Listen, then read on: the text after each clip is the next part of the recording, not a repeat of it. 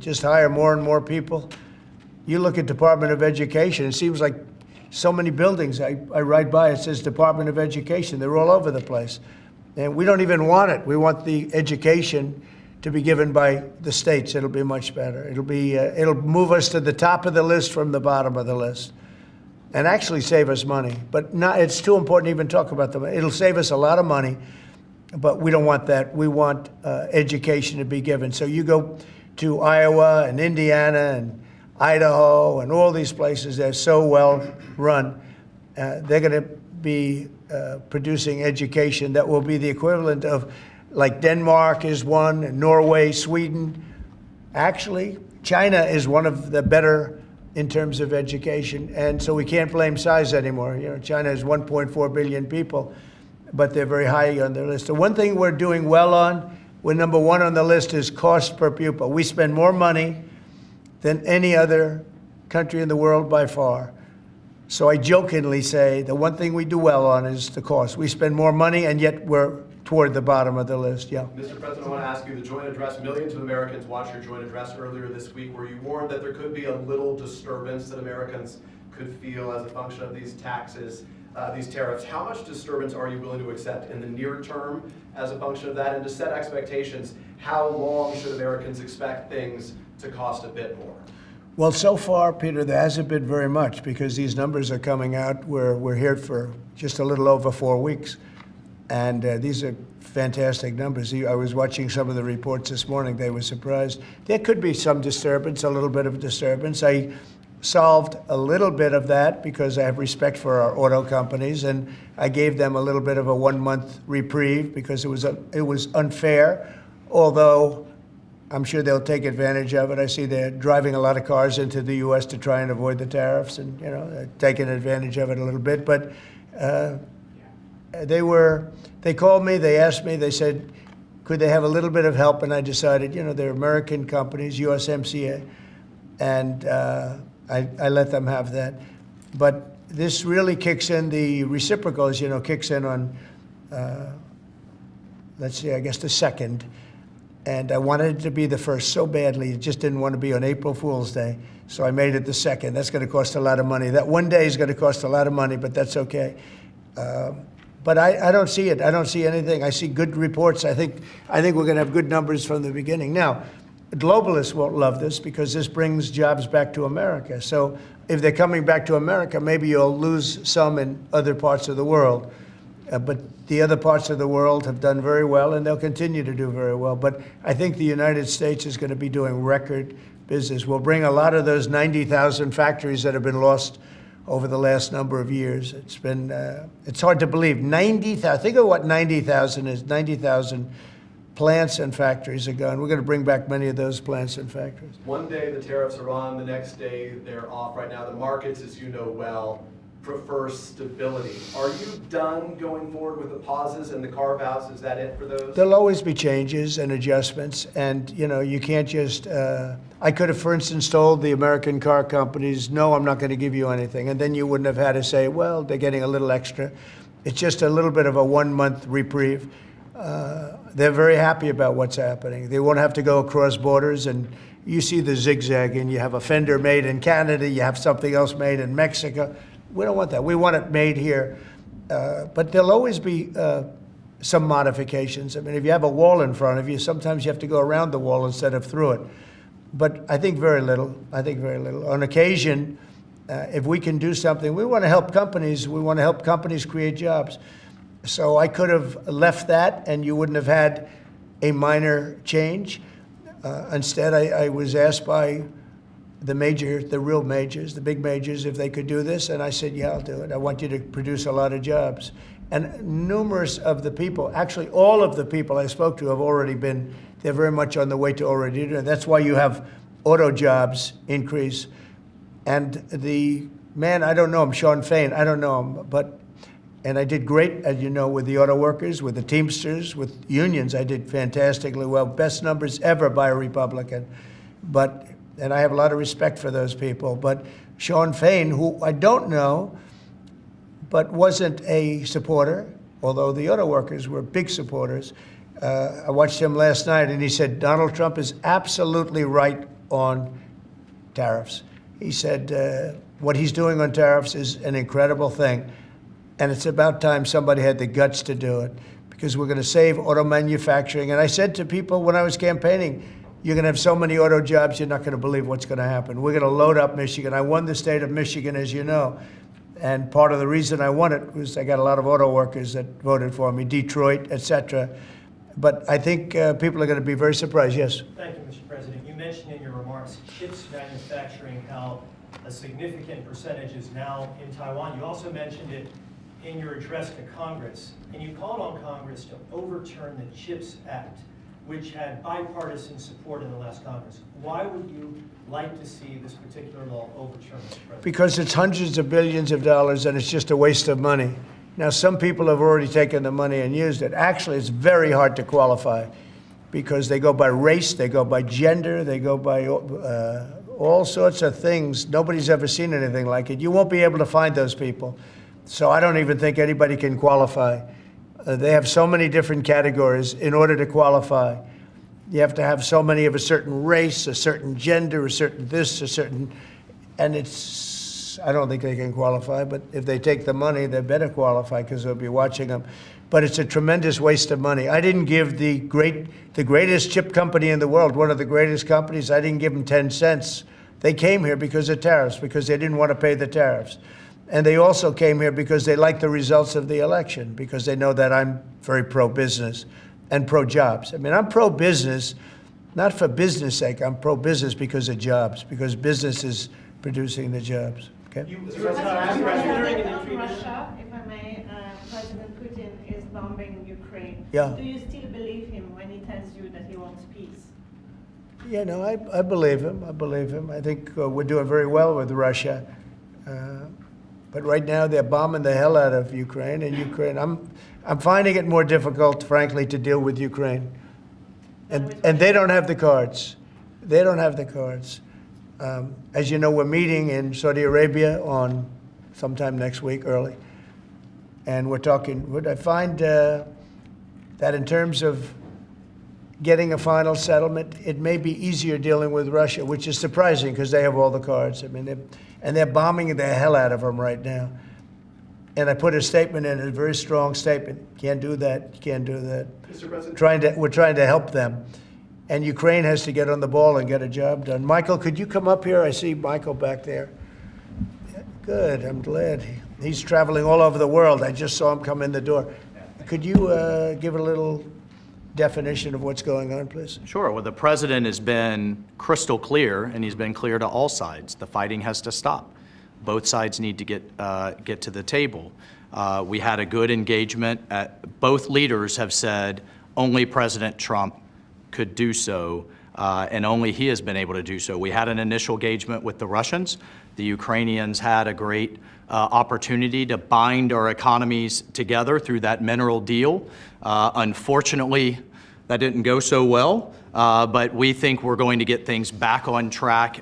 Secretary Rubio, myself and Ukrainian delegation will be meeting in Saudi Arabia next week to get these talks back on track, get the ceasefire in place, and drive peace home under President Trump's leadership.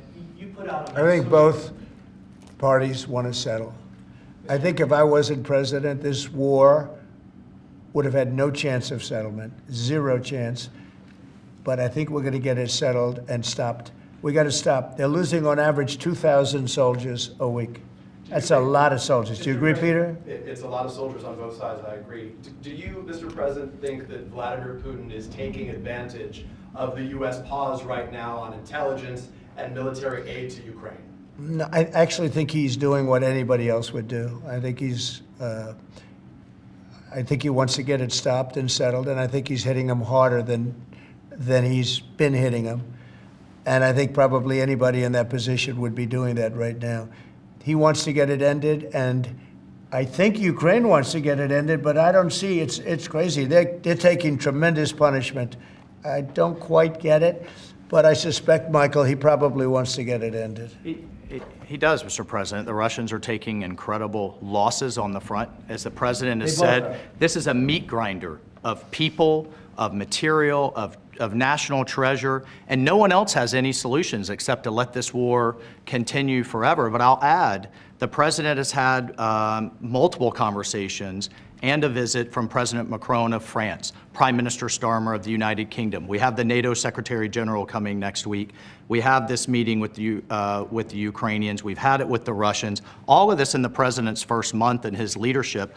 We will engage in the shuttle diplomacy, and we will continue to use his leadership and what leverage we have to get both sides of the peace table. It's not going to be easy, but President Trump. This war should have never happened. It would have never happened if I were president, but it did happen. So a lot of other things shouldn't have happened too. We shouldn't have 21 million people pouring into our country through open borders, many of whom are criminals, very bad criminals, including murderers, thousands of murderers.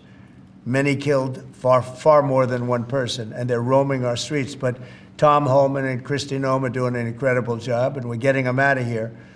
And we'll get them out. We'll get them all out. But all these things shouldn't have happened. We shouldn't have inflation. We shouldn't have had this horrible inflation where the prices have gone up. Look at eggs. So we're doing a good job. We're doing a good job. President, in regards to the pause on military assistance to Ukraine, you put out on your social media post today that Russia is pounding Ukraine. That's right. Why not provide Ukraine with air defenses? And what happens, Mr. President, when Ukraine runs out of? Well, because missile yeah, batteries? good question. Because I have to know that they want to settle. I don't know that they want to settle. If they don't want to settle, we're out of there because we want them to settle. And I'm doing it to stop death, more important than anything else. Secondarily, way down the line is the money. So we're in for $350 billion, and Europe is in for $100 billion. They should be in for the same or more than us. And, you know, I watched over the last week or so what's going on in Europe. This thing could end up in World War III if we don't get it settled. This could really end up in a World War III. We got to get it settled. So on Iran, how confident are you that the Iranians will negotiate with you? And is Israel on board with this outrage? Yeah, I saw the hostages the other day. They came in, people that were not young, some young and some older, much older. And they gave, it was hard for them to do it, actually. They gave statements as to what happened. I was asking, what happened? How was it? I said, did you see anybody in there that was kind, like out of the hundreds of people that you were seeing, Hamas? Did some of them wink at you and say, don't worry, you're going to be okay, or give you a piece of bread, or no? I said, were there any people that were, like, kind? I was shocked. The answer was nobody. There was nobody. Just the opposite. They'd be slapped and punched. One man broke his ribs. He couldn't breathe for a month. It was brutal.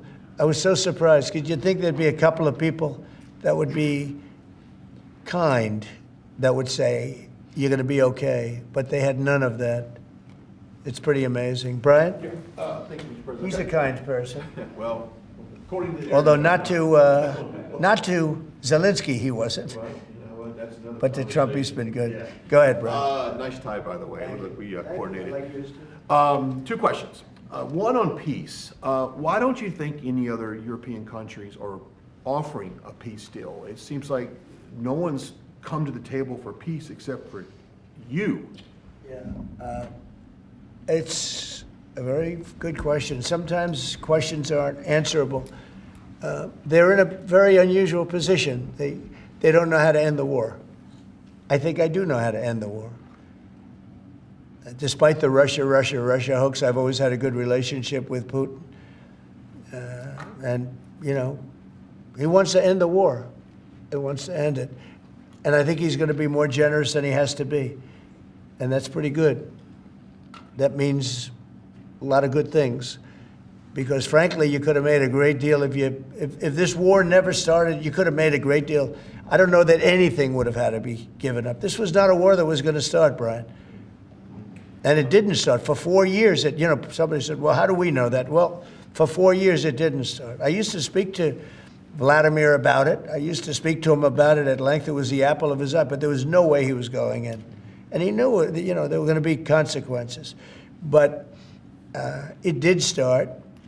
I mean, think of think of what happened. Inflation, you have the war with Ukraine and Russia, that wouldn't have happened. October 7th would have never happened. Israel, they had no money. Iran had no money.